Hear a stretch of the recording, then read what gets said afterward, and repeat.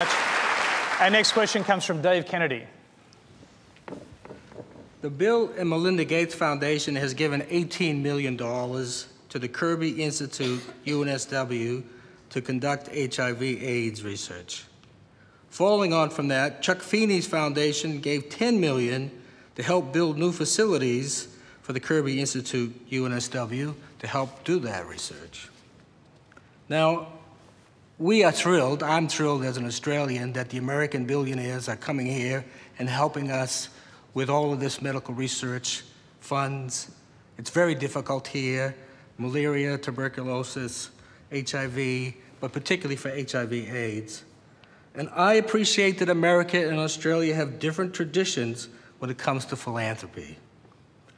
Can you tell us how you and Melinda decided to give so much away to folks outside of your family, and why do it in your lifetimes and not in your last will and testament?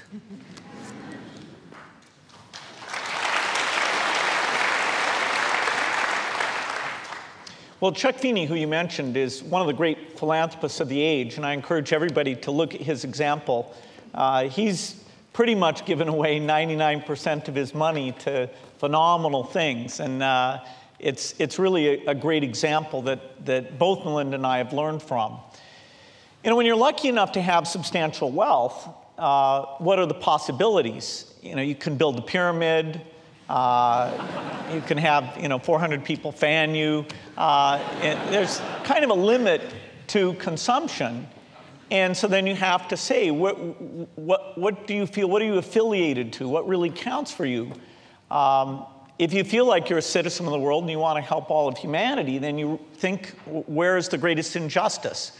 And I think a mother having to bury a child, or having that child have so much sickness that their brain never develops, so they can't learn, they can't contribute in any way. That was a tragedy that Melinda and I decided to learn about and see, were there some miracle interventions, sort of the equivalent of the microprocessor personal computer that could be created. And so in doing that, we fund scientists all over the world. In fact, this year, we'll fund here in Australia about $40 million of science for health and agriculture.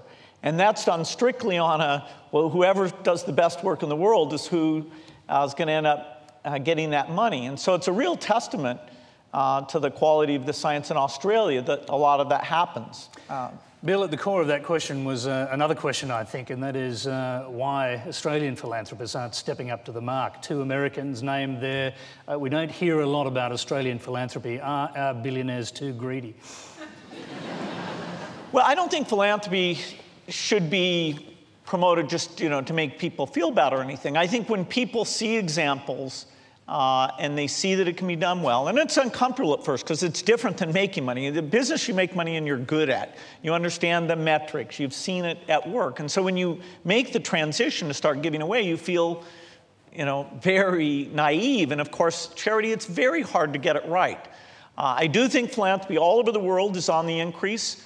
I think that's true of all levels of wealth. I think the idea of people who do philanthropy getting together and talking about what we do well, what's gone wrong, I think there's some value to that.